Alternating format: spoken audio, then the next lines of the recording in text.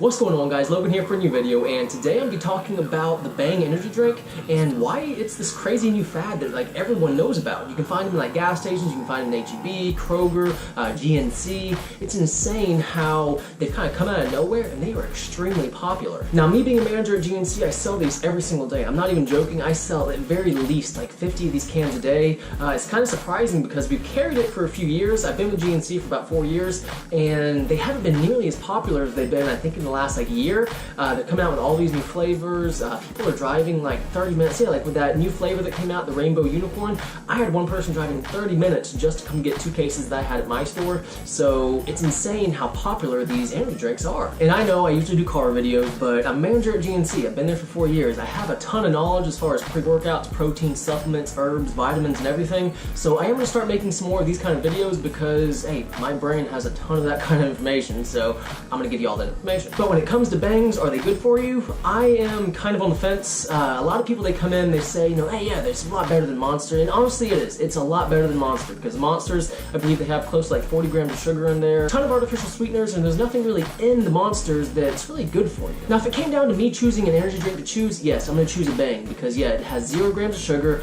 It does have artificial sweeteners. It's sweetened with the sucralose, but it has other things in there. Like, it has some BCAAs, a decent little bit of the BCAAs, isoleucine, leucine, and valine. It's going to have a little bit of citrulline malate, not nearly as much as the actual powder. I'll get to that here in a second. But it's going to have some CoQ10, which is a good supplement for your heart. And it's also going to have plenty of caffeine, so it'll give you a little bit of an energy boost. Now, why are they so popular?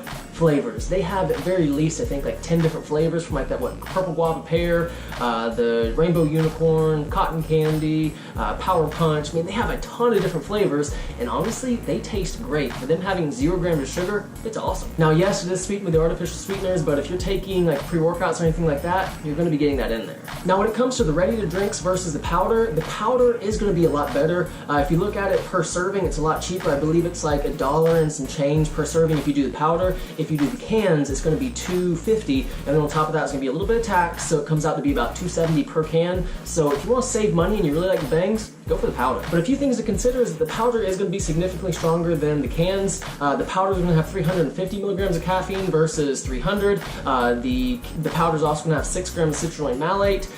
The can doesn't have as much, but that's just one thing to consider. If it's your first time taking the powder, maybe do half a scoop or something, because a lot of people, if they just jump right into that 6 grams of citrulline malate, you could get a pretty bad headache. I did my first time when I took a pre-workout that had that much citrulline malate, but just stay careful.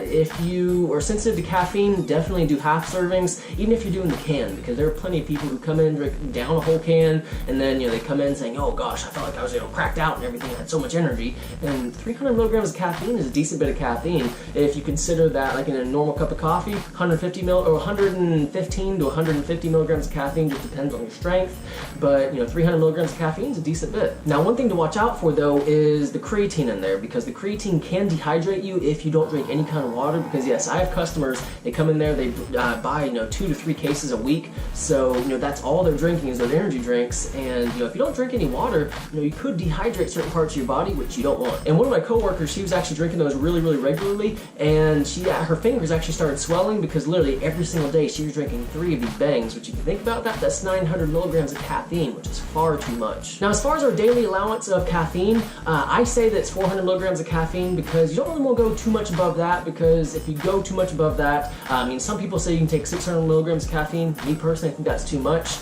But if you take all that much caffeine and then, you know, you limit your caffeine intake, you can get those bad caffeine headaches. You could be almost lethargic feeling all throughout the day when you don't have your caffeine. And really, it's just not that good having that much stimulant in you. So for me, if I drink a Bang, which I really rarely do, maybe once every 2 weeks or so, if I'm just need a little bit of a pick-me-up in the morning, I'll drink 1. But, you know, just drink it in moderation and you'll be good.